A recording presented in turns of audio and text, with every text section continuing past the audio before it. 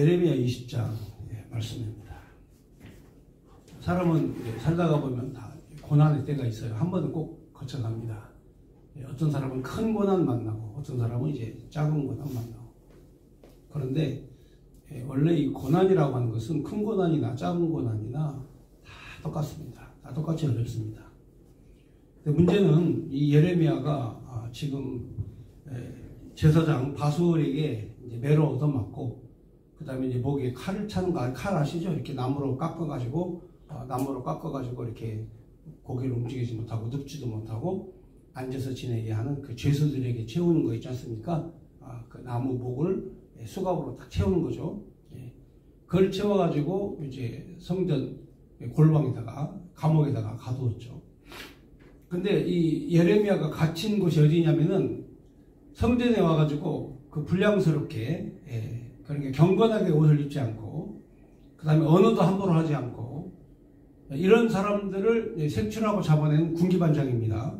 그래서 성전을 경호하는 성전 총감독이다 이렇게 되어 있습니다.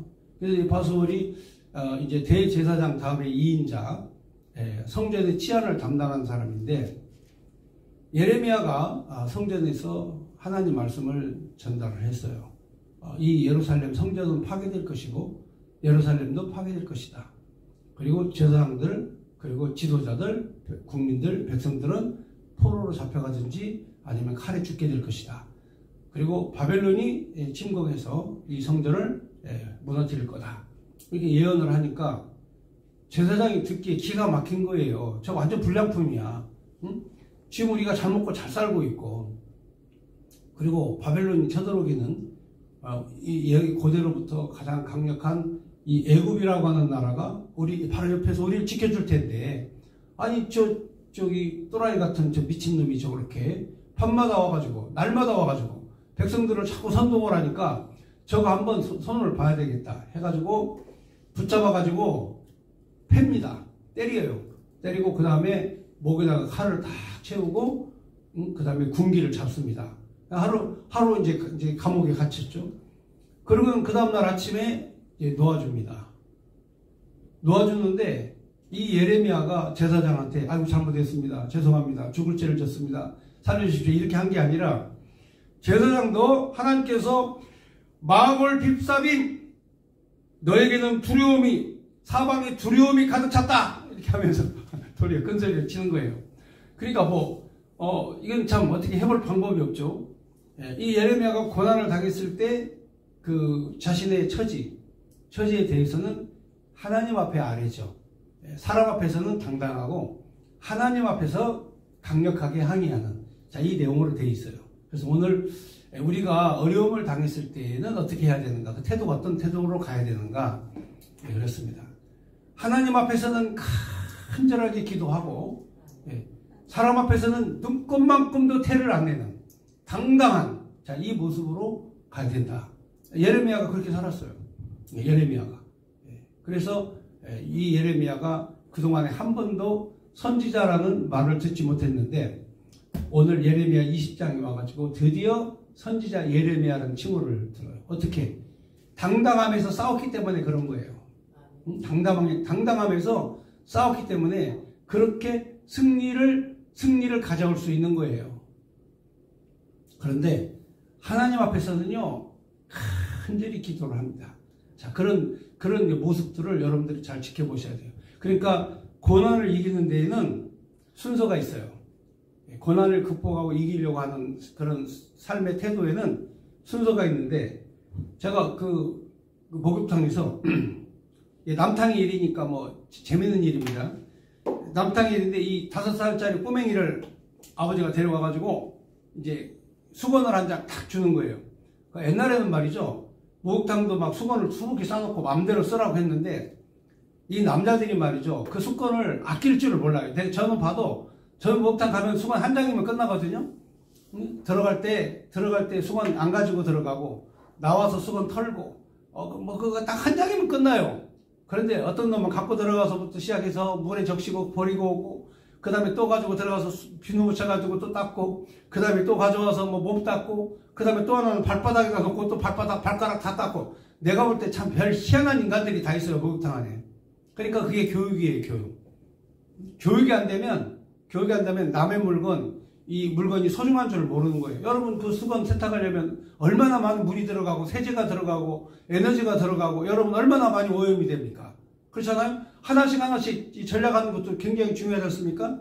그런데 5살짜리 꼬맹이 아버지가 딱 놓고는 수건 딱 던지면서 야 머리 닦는 데는 순서가 있어. 그래요. 그래서 지금 관심이 나도 그동안 무턱대고 막 닦았거든요. 근데 닦는데 순서가 있다는 거예요. 그래서 나 무슨 순서냐? 그러니까 반드시 물은 높은 데에서 낮은 데로 흘러가. 그거는 중력 때문에 그런 거야. 그래서 물은 높은 데서 낮은 데로 흘러가기 때문에 절대로 수건은 머리에서부터 시작해가지고 얼굴을 닦고 어깨를 닦고 가슴을 닦고 배꼽을 닦고 그리고 엉덩이를 닦고 다리를 닦고 이렇게 순서대로 위에서부터 아래로 내려가야 되는 거지. 아래에서부터 닦아도 위에 있는 물이 다시 흘러내려가가지고 다시 닦아야 돼. 그러니까 반드시 수건을 쓸 때에는 머리에서부터 점차 내려와서 발까지 씻는 거야. 저도 처음 들었어요. 이야, 저렇게 자상하게 가르쳐주는 아버지가 있었구나. 응? 아버지가 있어서 가르쳐주니까 이 애들이 그렇게 되는구나. 그리고 반드시 수건은 목욕탕 가서 딱 한 장만 써야 돼. 딱 그러는 거예요. 그때부터 가르쳐 놓으면 얘가 한 장만 쓰지 않겠어요? 그렇잖아요? 못 배운 사람들이요, 지 멋대로 하는 거예요. 응? 그리고 지멋대로 안 된다고 승질을 내는 거야. 어느 날 가니까 이 목욕탕이요, 수건이 다 떨어졌어요. 수건이 떨어져서 한 장도 없어요. 그리고 이제 싹 씻고 품 잡고 나왔는데 머리를 씻어야 되는데 수건이 없어요. 아저씨 수건 좀 주세요. 그랬더니 예? 수건이 벌써 떨어져요? 아까 많이 갖다 놨는데요? 보니까 수건이 진짜 떨어진 거야. 보니까 어떤 놈이 아까 내가 한 짓 똑같이 하는 거야. 발가락 닦지, 그 다음에 막 가서 물에다가 담궈놓고 막 비누칠 하지. 그 다음에 나와가지고 내가 볼 때는 저 한 놈이 한 5장을 쓴 것 같아. 저렇게 되면 다른 사람에게 피해가 간다고 말이에요. 그러니까 다 매사에 순서가 있는 법이에요. 고난을 극복하는 것도요, 내게 닥쳐진 고난을 극복하는 것도 하나님께서 다 순서를 정해놓으셨어요. 그런데 그 순서를 오버하려고 하다 보면, 그 순서를 넘어가려고 하다가 보면 내가 아파요. 내가 괴로워. 그러니까 순서를 이해하고 깨닫고 있으면 세상 천하에도 사는 게 재미있는 게 인생이에요. 근데 그 순서를 모르는 사람은요, 힘들어요. 그러니까 힘들게 사는 사람들은 그 하나님께서 정해준 순서를 이탈을 해. 건너머, 오바해, 앞서가. 그러니까 가슴 아픈 사람, 힘든 사람은 대기가 다 오바해가지고 앞서가 있는 사람이에요. 여러분, 이 성경에 보면요, 엄청난 고생을 한 사람이 있어요. 구약 성경에 고생한 사람이 있는데, 한 명은 욥이에요. 욥은 정말 이루 말할 수 없는 억울한 고생을 다 했죠. 어느 날 갑자기 도적들이 쳐들어와가지고 자기의 가축들을 다 빼앗아서 가져가고 종들을 죽이고, 어느 날 갑자기 자식들이 잔치하려고 모여있는데 집안에 기둥이 뽑아져가지고, 요즘에 저렇게 지진이 일어났죠. 예, 가끔 중동지방에는 지진이 일어납니다. 지진대인데 지진이 일어나가지고 갑자기 자기의 자녀들이 다 지붕이 무너져서 폭삭 다 죽어버렸죠. 자기하고 자기 아내 둘이 살았는데 자기에게 병이 왔어요. 이 병이 고질병이야. 막 피부병인데 얼마나 가려면 막 기왓장으로 긁어야 되는, 피투성이가 되는 이런 고통을 당하고 거지처럼 버림을 받은 거예요. 재산 날라가, 자녀 날라가, 자기의 부인은 저주하고 도망가. 자, 이쯤 되면 우리 집사님 어떻게 할 것 같아요? 요 정도 되면. 자, 사람이 극복하는데 세 종류의 사람이 있어요. 그거를 잘 극복해서 이 새로운 사람으로 바꿔지는 케이스가 한 명 있고요. 또 하나는 그거와 싸우다가 미쳐버리는, 이 정신적으로 아주 돌아버리는, 미쳐버린 사람이 있어요. 그 다음에 또 하나는 나 이 세상 하직해야 되겠다. 나 도저히 못 살겠다. 죽어버려야 되겠다. 하고 꽥 하고 죽어버리는 사람이 있어요. 여러분, 이 고난을 극복하는데 세 종류의 사람이 있는데, 욥은 어떻게 고난을 극복했느냐? 하나님을 도리어 찬양을 한 거야. 감사를 한 거야. 하나님, 주신 것도 하나님이시고 거두어 가신 분도 하나님이시니 하나님은 세세토록 찬송을 받으실지로다 하면서 하나님 찬송을 하는 거야. 도리어 그 상황에서 그 고난의 상황에서 도리어 하나님을 찬송하는 거야. 그러니까 문제가 해결된 거야. 문제가 해결이 다 돼버렸어. 하나님 찬송하면요, 모든 문제가 다 해결돼요. 아멘. 하나님을 찬양하면 어떤 문제든지 해결 안 될 게 없어요. 다 해결돼요. 아멘. 아멘. 아들이 죽어도 하나님 찬양하고, 재산이 다 날아가도 하나님 찬양하고, 그게 하나님을 믿는 성도의 삶이에요. 그런데 그거를 내가 싸워서 이겨보겠다고 발버둥 치잖아요. 그러면 그거는 정신 이상자가 되는 거예요. 그래서 요즘에 보면요, 막 자기가 막 해보려고 노력하고 막 온갖 국리를 다 하고 막 이거 보면 정신이 좀 이상한 사람들이에요. 또 그것도 저것도 안 되면 그냥 죽어버려요. OECD 국가 중에 자살률이 제일 많은 나라가 우리 대한민국이에요. 왜? 제대로 못 가르치니까. 신앙적 교육이 되면요, 하나님께 감사하는 거예요. 여호와는 나의 목자시니 나에게 부족함이 없습니다. 아멘. 이게 바로 입에 찬송에서 나와야 돼. 나에게 부족함이 없습니다. 이게 신앙의 사람이죠. 여러분, 또 고난을 당한 사람 중에 요나가 있습니다. 요나는요, 요나는 이 국리를 하는 사람이야. 하나님께서 저 적국에 가가지고 복음을 증거하다, 나 거기 가면 반드시 죽는다. 저놈들이 나를 가만히 두진 않을 것이다. 내가 거기 가서 차라리 죽느니 내가 하나님 낯을 피하게 도망가는 게 낫겠다. 해가지고 니느웨로 가지 않고 도망을 갑니다. 다시스로 향하여 가는 배를 탑니다. 자, 그런데 하나님이 간섭을 하셔요. 그거 가만 놔두질 않습니다. 하나님이 택하여 쓰는 사람은요, 하나님 뜻대로 살지 않으면 반드시 태클이 걸리는 거예요. 그러니까 내 인생에 뭐가 태클이 걸렸다. 그런데 하나님의 종이 하나님의 종으로 살지 않으니까 태클이 걸린 거야. 그렇잖아요? 하나님이 소명을 주셔서 너는 내가 택한 그릇이야. 너는 목사야. 너는 장로야. 응? 너는 안수집사야. 너는 집사야. 너는 전도사야. 하나님이 다 교회에 직분을 맡아가지고 일을 하게 하시는데 그거 하기 싫어가지고 막 잔머리 굴리는 거, 온갖 잔머리 다 굴리는 거야. 교회에서 하나님이 사명을 주셨는데도 그 사명 감당 안 하고 자기 편할 대로 자기 고집대로 이렇게 사는 사람은 하나님이 간섭을 하신다니까. 그래서 하나님께서 그냥 바닷물에 빠뜨리죠. 응? 풍랑을 만나게 해가지고 그 타고 있던 사람들이, 야, 우리가 이런 풍랑을 왜 만났냐. 이거는 광풍이다. 신풍이다. 이거는 하나님이 주신 풍랑이다. 혹시 너희들 중에 잘못한 사람이 있느냐. 자수해라. 가만히 요나가 생각해보니까 자기야 하나님 말씀을 떠나가지고 전혀 딴 방향으로 가다 보니까 주변 사람까지 피해를 입는 거예요. 내가 잘못되면 내 주변 사람이 피해를 입는다니까. 아버지가 잘못되면 가족 전체가 힘들어요. 아들 하나, 자녀 하나가 이게 삐딱하게 나가잖아요. 부모, 형제부터 시작해서 집안 전체가 쑥대밭된다니까. 그때 빨리 제자리로 돌아와야 돼. 그때 제자리가 어디냐? 하나님 말씀에 복종하는 거야. 하나님 말씀에 복종하는 거. 그러니까 주변에 있는 사람들이 저 요나 때문에 우리가 이렇게 죽게 생겼다. 야, 우리 요나 바다에 던져버리자. 해가지고 요나를 북공 들어가지고 바다에다가 확 던졌죠.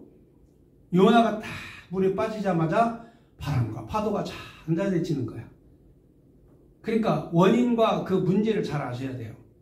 근데 하나님이 왜 요나를 바다에다가 던졌느냐? 웬만한 사람은 다 죽죠. 그러나 하나님이 요나를 쓰시려고 바다에 던진 거야. 사람이 안 가니까 하나님의 능력으로 옮기신 거야. 그러니까 우리가 이 세상을 평가하고 생각해 볼 때 내 뜻대로 되는 게 단 한 개도 없어요. 다 하나님 뜻대로 되는 거예요. 그래서 하나님께서 요나로 하여금 바로 이 니느웨로 하나님이 가게 옮겨 놓으셨어. 하나님의 초자연적 능력으로 옮겨 놓으신 거야. 응? 하나님 물고기를 이용해 가지고 요나를 니느웨에 보내셨어요. 자, 니느웨 가서 보니까 자기가 경험한 바가 있잖아요. 그렇죠? 예, 물속에 빠졌던 경험이 있잖아.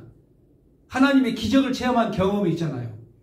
요나가 담대하게 이제 나는 이제 죽은 목숨이다. 나는 더 이상 여기 인간의 이성적인 걸 드러낼 필요가 없다.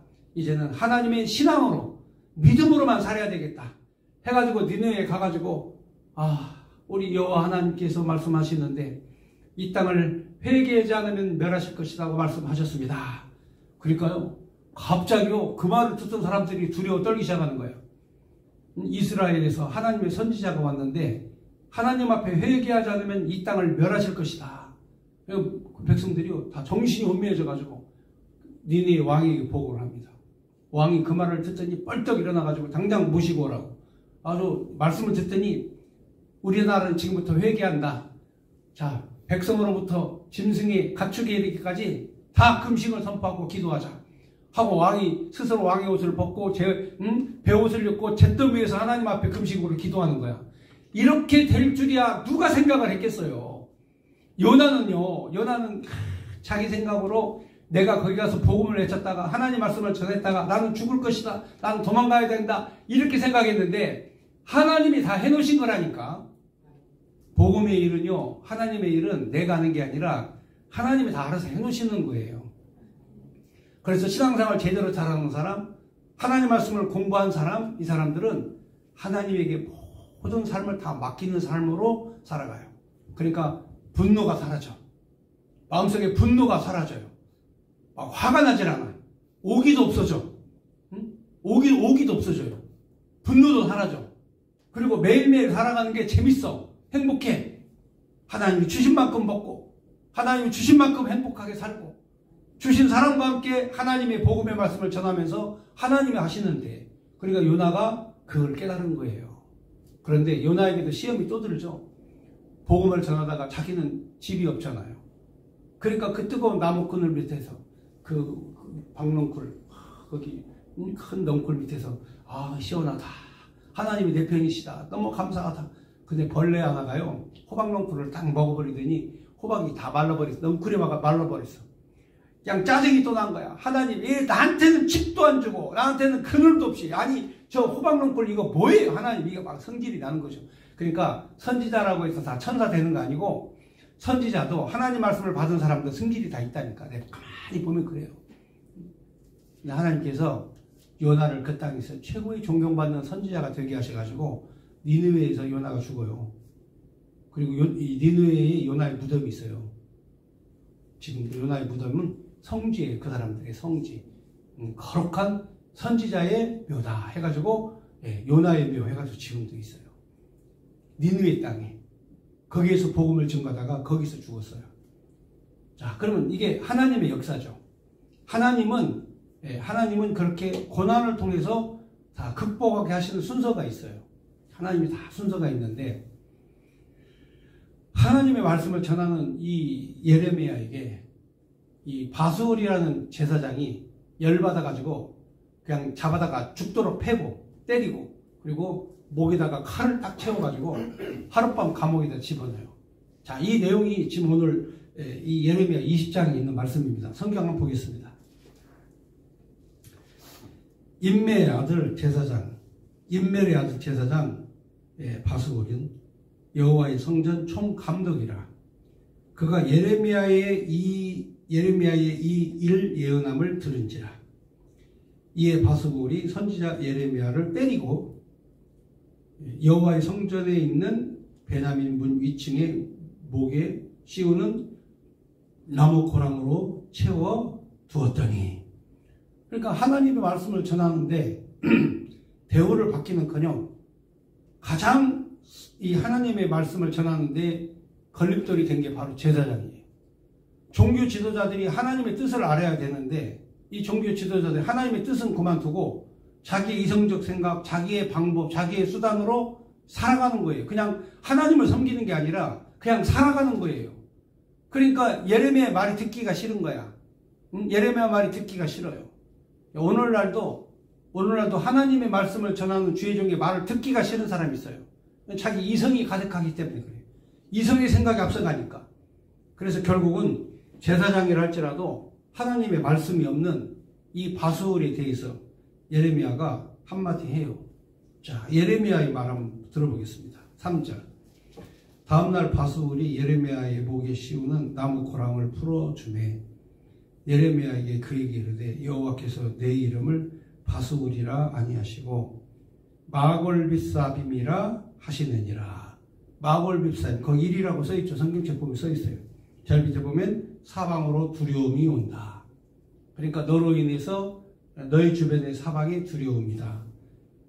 4절 여호와께서 이같이 말씀하시되 보라 내가 너로 너와 내 모든 친구에게 두려움이 되게 하리니 그들이 원수의 칼에 엎드려질 것이요 내 눈은 그것을 볼 것이며 내가 온 유다 바벨론 왕의 손에 넘기리니 그가 그들을 사로잡아 바벨론으로 옮겨 칼로 죽이리라. 자, 5절. 그러니까 왜 이렇게 하나님이 죽이냐 하는 거죠. 5절은 왜 너희가 이렇게 망하느냐, 망하는 이유가 뭐냐 이거죠. 바벨론이 와가지고 너희를 다 포로로 끌고 가고 원수의 칼에 엎드려지게 하고 다 너희가 패망할 텐데 왜 너희가 망하느냐. 5절에 보면 내가 또 이 성읍의 모든 부와 그 모든 소득과 그 모든 귀중품과 유다 왕들의 모든 보물을 그 원수의 손에 넘기리니 그들이 그것을 탈취하여 바벨론으로 가져가리라. 그러니까 너희들이 모든 부와 모든 소득과 귀중품과 받은 보물 가지고 있어봐야 너희들 그거 아무것도 아니다. 그러니까 사람들이 뭘 위해 노력하냐면 부, 소득, 귀중품, 보물, 자 이런 것들을 위해서 사람들이 노력을 하는 거예요. 그러니까 하나님을 믿는 성도들이 이거는 하나님 주신 분복이라고 생각을 해야 되거든요. 하나님이 주신 복으로 받는 거라고 생각해야 되는데 자기가 노력해서 이걸 얻었다 생각을 하는 거야. 그러면서 하나님을 잃어버리는 거예요. 예, 부귀와 명예와 보물과 귀중품이 있으면 하나님을 잃어버리는 거예요. 여러분 한국 교회도 그래요. 1980년대 70년대는요 새벽마다 간절히 기도하는 새벽 기도에 열정이 부는 때가 있었어요. 그런데 어느 날 1990년대에 와가지고 막 산업화가 이루어지면서 경제가 활성화되면서 새벽 기도회가 없어져. 새벽 기도회가 막 새벽마다 보면은 십자가가 막 시내에 빨간 십자가가 교회가 쫙 있었는데 어느 날 가보니까 교회 십자가 등이 다 사라져 버렸어. 교회마다 새벽에 부르짖고 하나님 앞에 간구하는 교회가 다 사라져 버렸어. 이게 심각한 내용이죠. 예. 제가요 어젠가 그젠가 그 뉴스를 잠깐 본 적이 있어요. 예. 그 유튜브에도 그게 떴더라고요. 다람쥐 종류, 다람쥐는 이제 원래 이 도토리 좋아하잖아요. 근데 좀 제가 이름을 깜빡 잊어버렸습니다만 하여튼 다람쥐 조과인데 이 등치가 좀 커요. 근데 얘는 활동량이 많고 욕심이 많아가지고 그 동네에 있는 도토리 있죠. 겨울 내내 먹을 도토리를 열심히 막 주워다가 저장을 했어요. 열심히 저장을 했는데 엄청 이게 도토리가 많아가지고 이 카나다는 벽이 뭘로 만들어졌냐면 나무에다가 석고보드로 돼 있어요. 가지고 이게 압력이 가면요 이게 무너지거든요. 근데 이 도토리를 갖다가 트럭으로 한 트럭 정도 되는 한 3, 4톤을 갖다가 다람쥐가 열심히 주워다가 모아놓은 거예요. 그러니까 이 다람쥐는 자기가 생각할 때, 야, 난 세상에서 제일 부자야. 야, 나는 세상에서 제일 부자야. 나는 이렇게 많은 도토리가 있어. 난 너무나 행복해. 해가지고 이거 열심히 막 돌아다니면서 도토리를 물어다가 차곡차곡 쌓아놨는데, 압력을 못 견뎌가지고 집에 벽이 뽕 터져가지고요. 이 도토리가 집안으로 다 쏟아진 거야. 하루아침에 이 다람쥐 새끼가 이게 거지가 된 거예요. 그렇게 많은 다람쥐가 하루아침에 다 사라져버린 거야. 그 주인이 어떻게 해요? 그 집에다가 이 도토리 놓고 할 수는 없지 않습니까? 그렇잖아요? 여러분, 우리들도 가만히 보면 그래요. 가만히 보면, 막 열심히 노력하고, 막 열심히 막 모으고, 뭐 부자가 되고, 막 해도요, 어느 순간 나이 여러분 60, 70, 80, 90 먹으면 다 죽어야 돼. 한 개도 못 가지고 가. 그런 줄도 모르고 막 죽을 똥, 살똥 하면서 막 도토리 모아다 갖다 놓는 거야. 막 정말 행복해가지고 막, 야, 나는 부자야. 여러분, 빌 게이츠도 갔어요. 세상에서 제일 돈 많은 빌 게이츠도 암 걸려서 오래 못 살고 갔다니까요? 그러니까 여기에서 네 좋아하는 모든 부귀와 모든 소득과 모든 귀중품과 모든 보물과 그것들을 원수의 손에 넘기리니 그것들을 탈취해서 바벨론으로 다 가져갈 것이다. 이게 선지자의 메시지예요. 그러니까 우리가 세상 살아가는 동안에 이 어떤 그런 그 물질관을 가지고 인생관을 가지고 정체성을 가지고 철학관을 가지고 신앙관을 가지고 살아가야 되는가? 성경에서 오늘 예레미야 20장을 통해서 자세히 가르쳐 주는 거예요. 제사장이 예레미야를 때리고 예레미야를 가두고 목에다 칼을 채워서 협박을 해도 하나님의 말씀을 전하는 예레미야는 당당하게 말씀을 전하는 거야. 6절에 보면요, 그 정도 얻어맞고 그 다음에 혼났으면 기가 죽어야 되잖아. 그런데 기가 하나도 안 죽어. 하나님의 말씀을 전하는 선지자는요, 항상 기가 죽지 말아야 돼요. 정신적으로 항상 승리하고 살아야 돼요. 정신적으로 지면 다 지는 거예요. 6절에 보면 바스오라, 너와 내 집에 사는 모든 사람이 포로로 되고 옮겨지리니 내가 바벨론에 이르러 거기서 죽어 거기 묻힐 것이라. 너와 너의 거짓 예언들은 예언을 듣는 모든 친구도 그와 같으리라 하셨느니라. 바스올에게 너는 거짓 선지자야.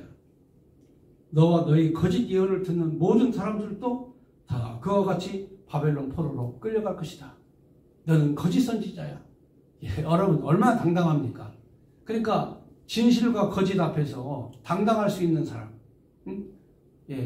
진실과 거짓 앞에서 당당할 수 있는 사람. 자, 이 사람이 제대로 하나님을 섬기는 사람이에요. 그러니까 정신적으로 이미 져버리면 끝난 거, 인생 끝난 거예요. 정신적으로 지면 이미 끝나버린 거라니까요. 제가 어떤 영화에 나온 스토리예요.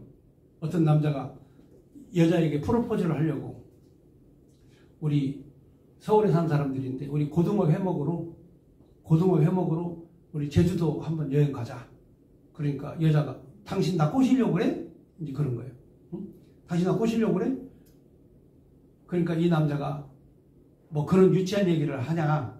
그거 아니다. 그런 거 아니다. 그러니까 굳이 여자가 하는 얘기예요. 여자가 굳이 제주도 갈 것까지 없어. 너 좋아해. 나 오늘 시간 있어. 그런 거예요. 그러니까 이 남자가 갑자기 여자가 두발적으로 나오니까 뭐 그건 아닌데. 그러니까 여자가 그건 그렇지. 그러면 그렇지. 응? 네가 나를 영원히 좋아할 리가 없지. 나는 흠이 있거든. 그러니까 그 흠이 뭐냐면 이 아이가 딸린 돌아온 싱글이에요. 돌싱. 응? 아이가 있는 돌싱이에요. 그리고 이 남자는 총각이야. 그러니까 총각이 돌아온 싱글 여자를 좋아할 리가 없다 이거죠. 응? 그러면서 그러면 그렇지. 너는 나의 흠을 받지. 딱 그런 거예요. 그러니까 이 남자가 뭐라고 한 줄 아세요? 그래? 아니 우리 어머니는 시집을 3번이나 와가지고 나를 낳았어. 근데 어머니가 그게 흠이야? 아니 시집 3번 가가지고 나를 낳았는데 내가 그런 사람을 흠이라고 봐? 난 그런 사람 흠이라고 생각 안 해. 정신적 승리를 하고 있는 거예요. 무슨 말씀이 가시겠어요? 예?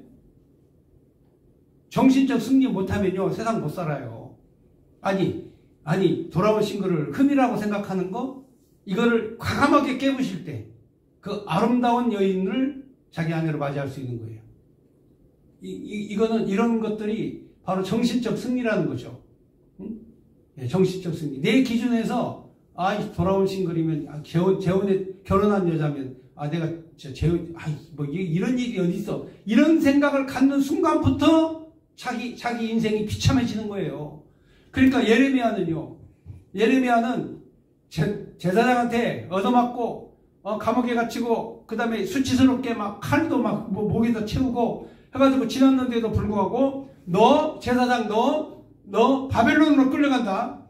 네가 가지고 있는 보물, 네가 가지고 있는 재산, 네가 가지고 있는 소유 전부 다 바벨론에서 뺏어갈 거야. 이게 하나님의 말씀이야. 그리고 넌 지금까지 거짓 예언했지. 거짓 예언한 사람들은 반드시 바벨론 포로로 가서 망할 것이다. 그렇죠. 다 끌려갔어요. 제사장들 재산 다 뺏기고 다 포로로 노예로 다 끌려갔어요. 예레미야는 예루살렘이 당당하게 남아있었죠. 바벨론에서 와가지고 보니까 예레미야 같이 훌륭한 사람이 있거든. 그러니까 예레미야는 포로를 안 끌어가요. 예레미야는 남겨두고 대제사장, 관리들, 왕족, 귀족 다 잡아가죠.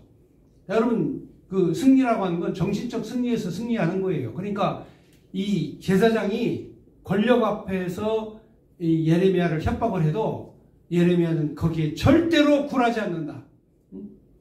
무슨 말씀 가시겠죠? 예, 내가 심판자가 돼서는 안 되는 거예요. 그렇잖아요? 내가 심판자가 돼서는 안 되는 거예요. 개인이 사령 없는 사람이 어디 있어요? 근데 왜 그것으로 자신의 발목을 잡냐 그 말이에요. 당당하게 살아야지. 서로 간에 당당하게 인정을 해줘야지. 응? 그걸 흠이라고 생각하지 않는다 이거죠. 그러니까 예레미야가 감옥 간 거, 핍박받은 거, 그걸 흠이라고 생각합니까? 그걸 자랑으로 생각하는 거지? 믿음과 신앙이 그만큼 무서운 힘을 갖게 되는 거예요. 그렇지만 그렇게 당당해도, 예레미야가 당당해도 하나님 앞에서는 간절하게 하나님 앞에 엎드려요. 납작 엎드립니다. 그러니까 사람 앞에서는요, 여러분, 그 흠을 가지고 평가하거나 생각하지 말고 하나님 앞에서 엎드려서 기도하고 문제 해결을 받는 거예요. 그래서 예레미야는 7절부터 하나님 앞에 이제 부르짖는 거죠. 7절, 여호와여, 주께서 나를 권유하셨으므로 내가 그 권유를 받았사오며 주께서 나보다 강하사 이기게 하셨으므로 내가 조롱거리가 되니 사람마다 종일 나를 조롱하나이다.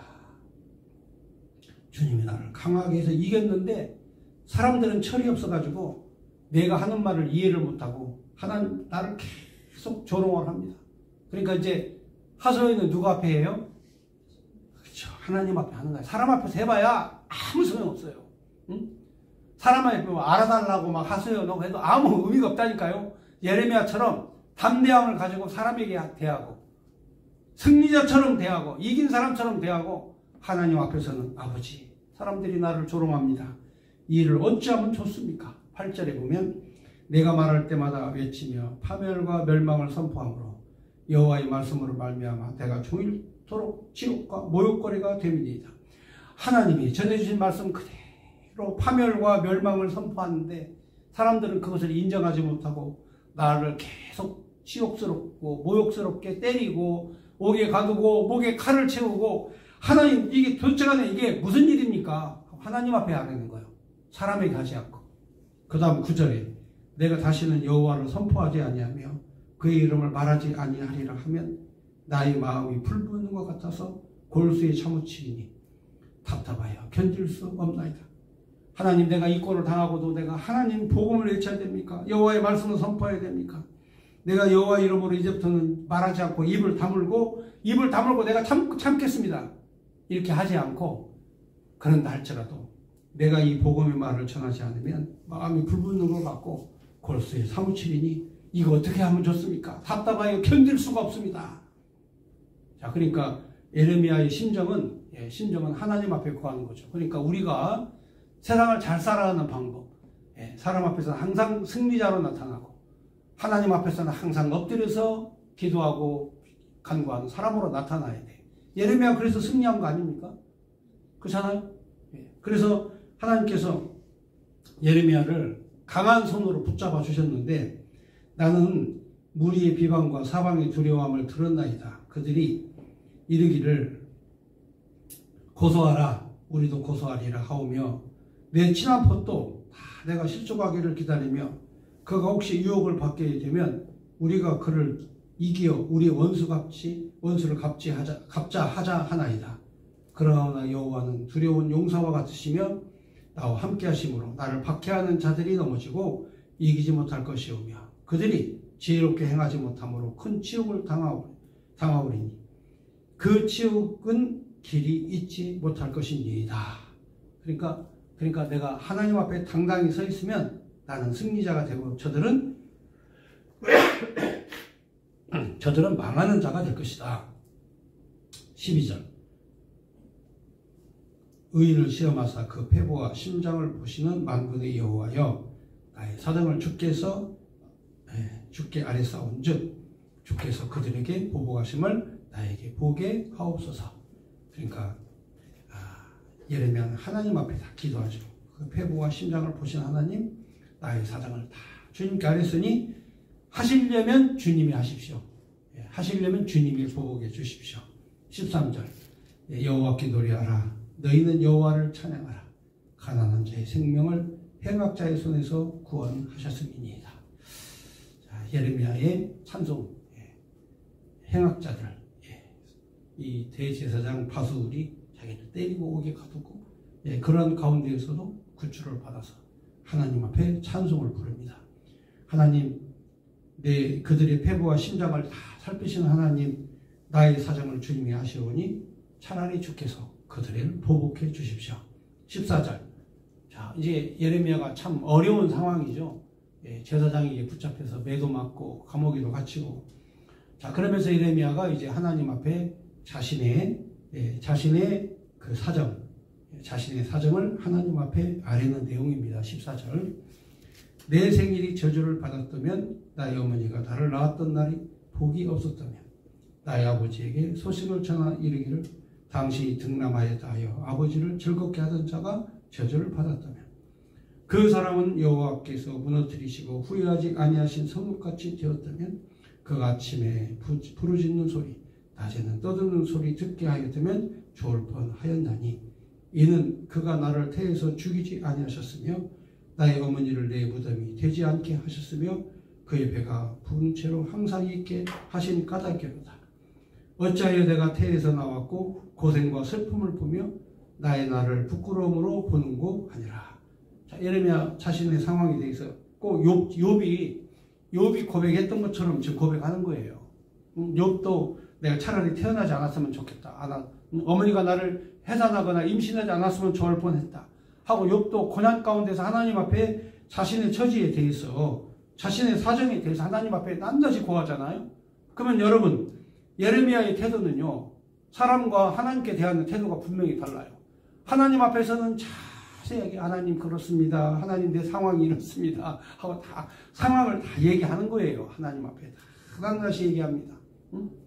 낱낱이 하나님 앞에 사정을 구하지만 사람 앞에서는 당당하게 패배자의 모습으로 보이지 않고 약자의 모습을 보이지 않고 당당하게 산 거죠. 자, 여러분 이런 태도들이 바로 이 신앙인의 태도입니다.